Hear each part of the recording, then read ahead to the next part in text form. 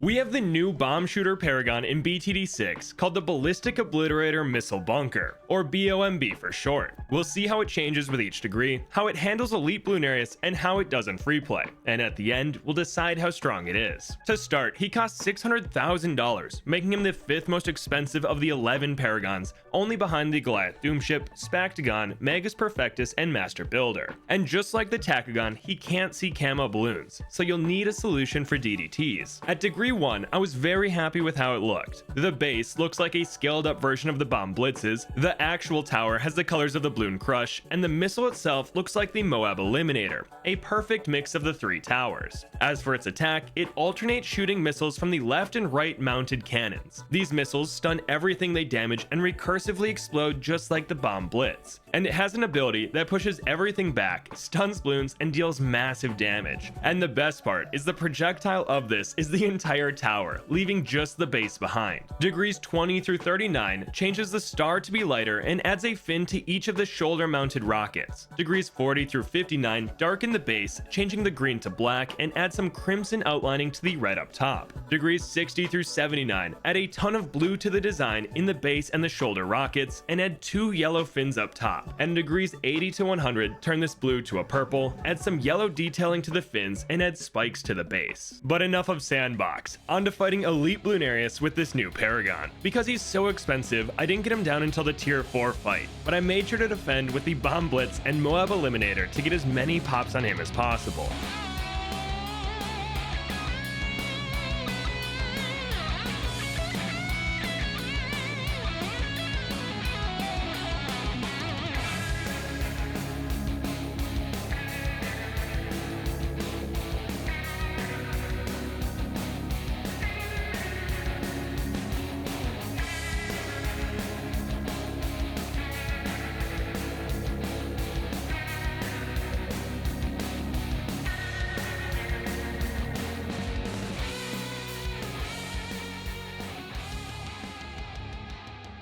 And while I could have forced him into the tier 3 fight, I didn't want to have a weaker bomb gun for the rest of the game, so I figured I'd go with the Tachagon to bridge the gap. But this let us get a degree 77 BOMB. The only thing is that neither of our Paragons can see DDTs, so I got an Ascended Shadow off to the side for camo detection. And let me tell you, this combo smoked the boss. We were blowing through his health, all of his minions were getting stunned and insta-popped by the explosions, and every time his ability went off, it did about 1,000,000 damage. While this guy does attack very slow, it was nice being able to leave him on strong targeting, and his large explosions would take care of the normal balloons. For the last 20 rounds, I worked on getting the best ninja gun possible, so he's not just a $500,000 camo detector. And this trio took on tier 5 Elite Bloonarius. Anything weaker than a fortified ZOMG was instantly popped, and even the bads didn't last too long. It was nice knowing that the second they break open, we'd stun the insides until they're gone, and Bloonarius didn't even make it around the first loop, even though we had $5 million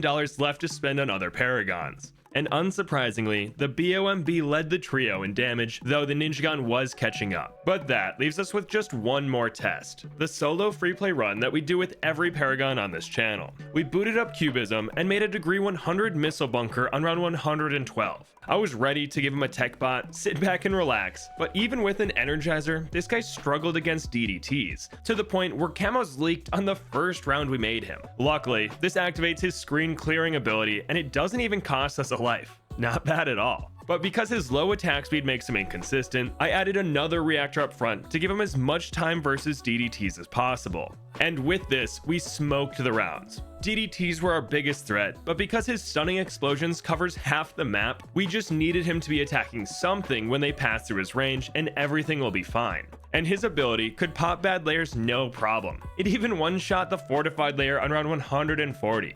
But with that, we'll fast forward to where things got difficult.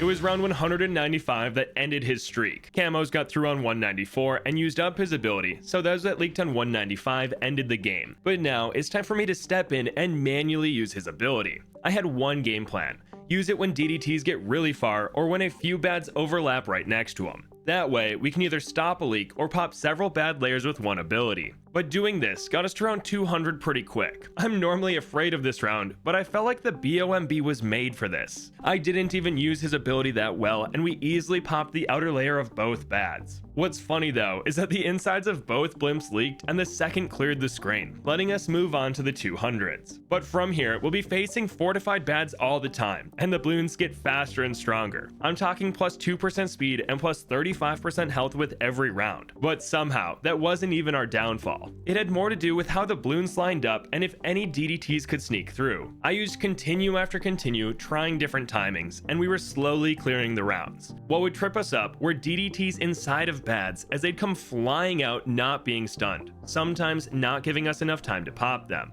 And I continued this grind until round 208, where after several tries, the Bombagon didn't get through. But this score beat out the Goliath Doom ship that only made it to round 202. Overall, the Bombagon seems pretty strong. It provides great stuns, his ability does amazing single target damage with tons of knockback, but its inability to see camos and his low attack speed made it unreliable on his own. Clearly, this guy is much better when surrounded by other Paragons that'll make up for these weaknesses. But the other downside is that it's pretty tough to grind pops on bomb shooters. I went out of my way to defend with a Moab Eliminator and Bomb Blitz, but that was pretty inefficient and still didn't get that many pops. If you can get around that hurdle though, it seems like a very strong addition to our Paragons, and I can't wait to try him out with the Master Builder and Glaive Dominus boosting his attack speed.